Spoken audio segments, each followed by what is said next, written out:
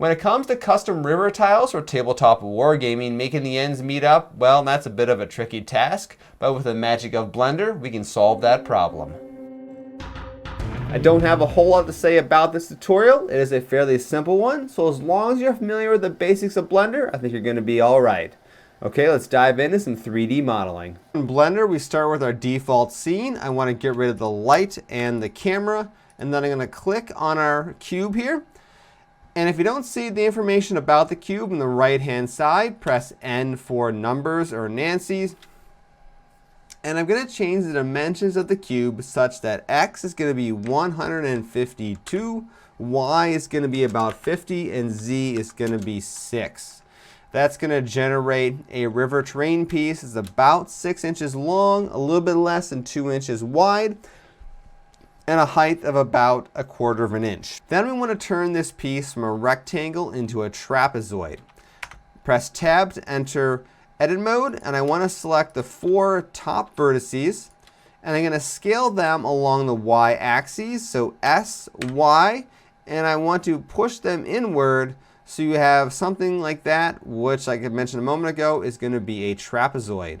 Press Tab to return to object mode, and I want to save this as a file because you don't want to have things crash and lose stuff. And then over on the right hand side, if you have the object property selected, which is a little cube surrounded by 4 little angle brackets, I want to change the name right here to be river bed, except have caps lock not turned on. And I'm going to create a very rough cutout of the river. And I'm going to do that with another cube. So Shift A, choose Add Mesh Cube. And you can't see it, but there is a cube hiding in there.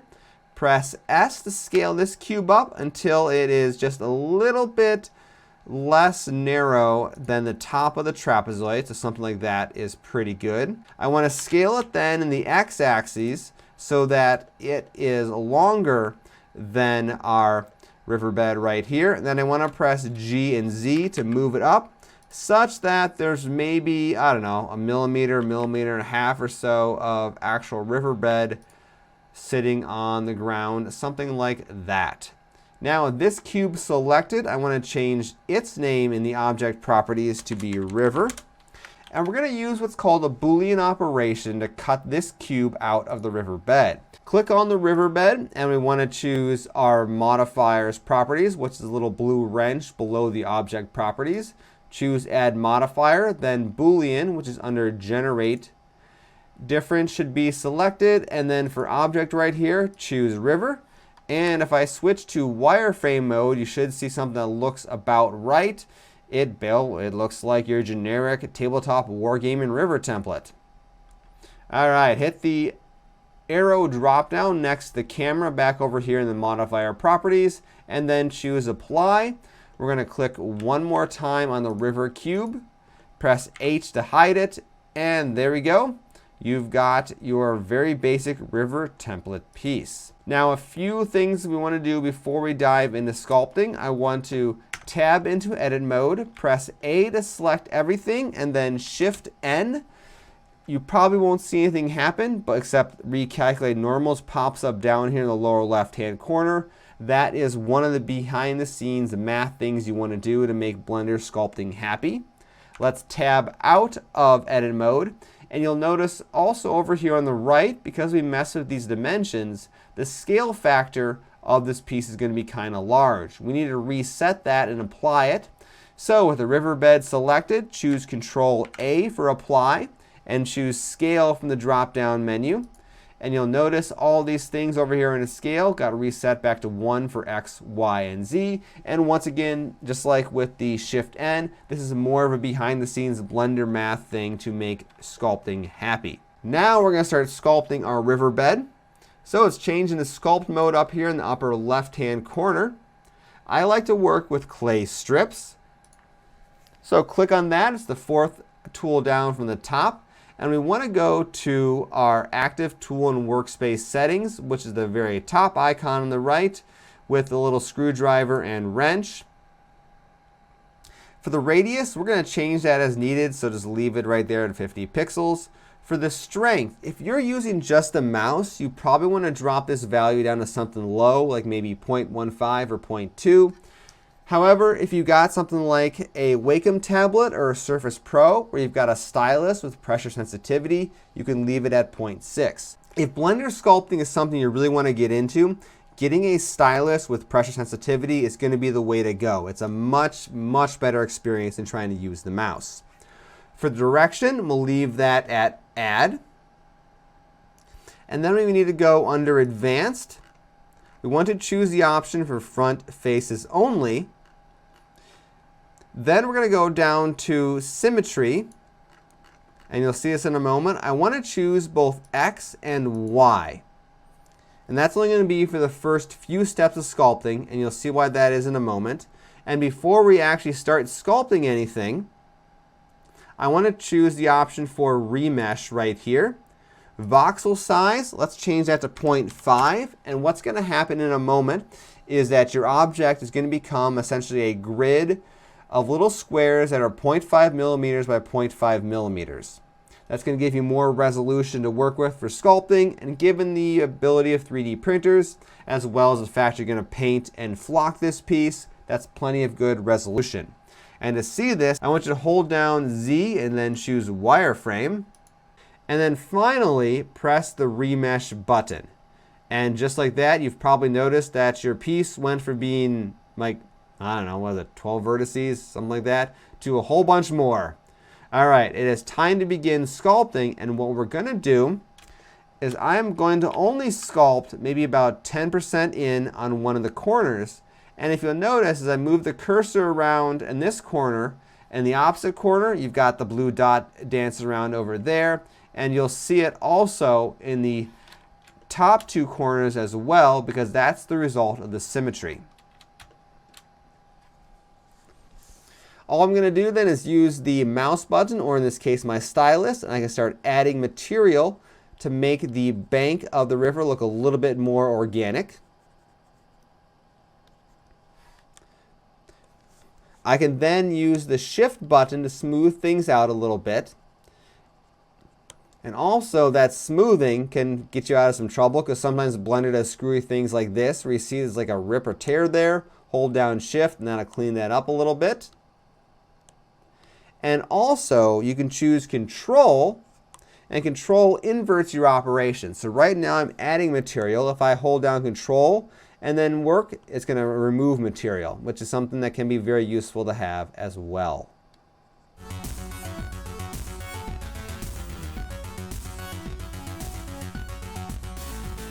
All right, I think that's going to work pretty well for the end of the river piece. As I zoom out here, what you're going to notice is all four river corners have the exact same sculpting applied. In theory, it'll be pretty close. The way Blender mirroring, it's not going to be perfect, but it's going to be close. Let me turn off these two mirror options right here, and I'll show you what I just accomplished. Let me jump back into object mode. Now, let's just say if I were to create another one of these river pieces, just hit Shift D, and I'll move it along here. They should line up nearly perfect if they were actually, say, real world pieces. So that's pretty cool. Now also what's kind of cool is that because of the fact I mirrored all four corners, I can rotate this piece 180 degrees. In fact, let me just go punch 180 up here. And that way should also line up as well. So as we build more river pieces, what's going to happen is no matter how you assemble them on the battlefield, they're all going to line up nice and perfect and look like they meet up. All right, let me delete this one. And what I'm going to do, before I go ahead and finish this terrain piece, I want to save a copy of this one off. So let's just duplicate it. That's a Shift D operation. D as in duplicate. I'm going to change the name of this piece to Riverbed Source. And therefore, when I go ahead and create any new riverbed pieces in the future, I want to reference this particular piece as a starting point. Let's go back over to our original one, riverbed. We'll call this straight. And then I am going to go ahead and do some quick sculpting a bit more to make this look like a bit of an organic, straight riverbed. Jump back into sculpt mode and let's have some fun for a bit. One important note is the very end pieces of these, you don't want to modify them. I can add some detail here and change this area up a little bit, but you know, within about a couple millimeters at the end, I don't want to change those. Otherwise, these pieces will not line up correctly. And if you do accidentally go ahead and say, whoops, that was a mistake, Control Z, that's often your best friend inside Blender.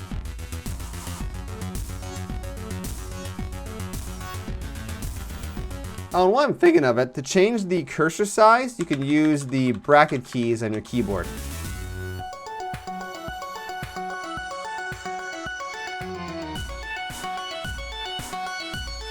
So let me show you some other cool tricks you can do to get more than, well, just a basic straight river piece, right? Let's start by taking our source piece over here. I'm going to duplicate it. Call it our riverbed wavy, straight ravy, because that makes a lot of sense.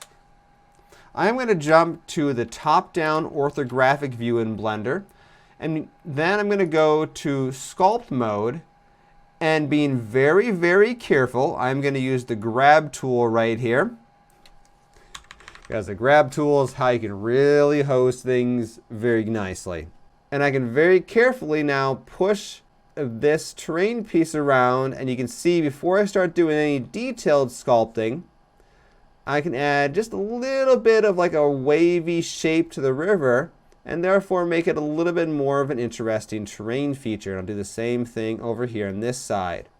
And it's very important that I'm looking down from the top, because that basically kind of minimizes other ugliness that can occur, well, because, yeah. Anyway, I did not really change the very ends. This will meet up to the previous river piece. Let's finish this one off by doing a little bit of the sculpting I did just a moment ago.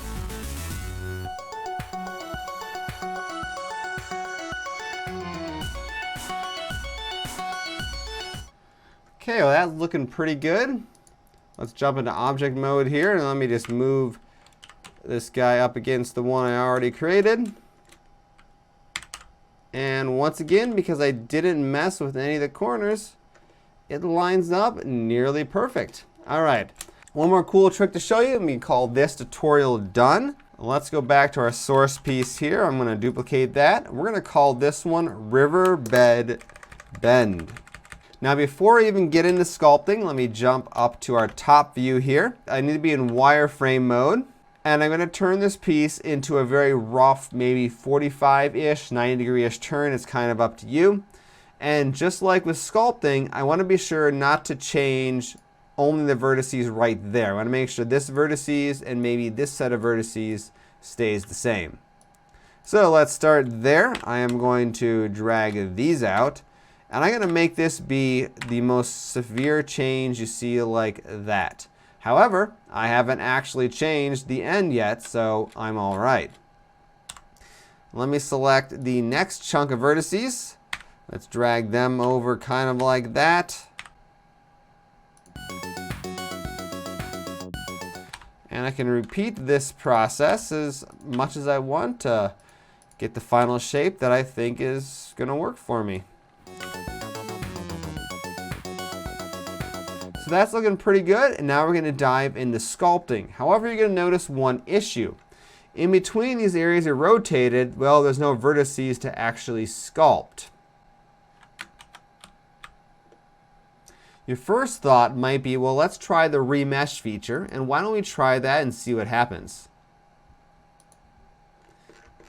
It might actually work. All right, we still have the same settings as before. Let me hit remesh.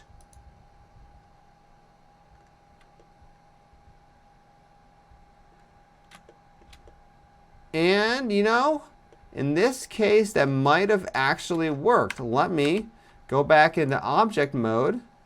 Let's see how well this piece lines up with the existing pieces.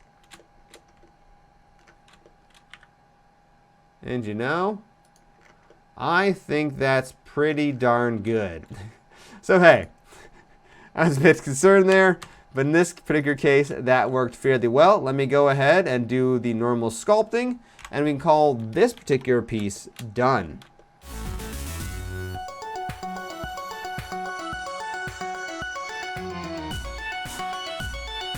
Well, that is about it for how you can use Blender to make yourself an infinite river or trench system or whatever it may be. And well, the last thing you need to know is how do you get these pieces out of Blender and into your slicer program? Well, that's pretty easy. Select the piece that you want to export, go to File, Export, STL, and then that will bring up a dialog where you can export it out. The key thing here is to choose the option for selection only, otherwise it'll export everything, and that's a nightmare.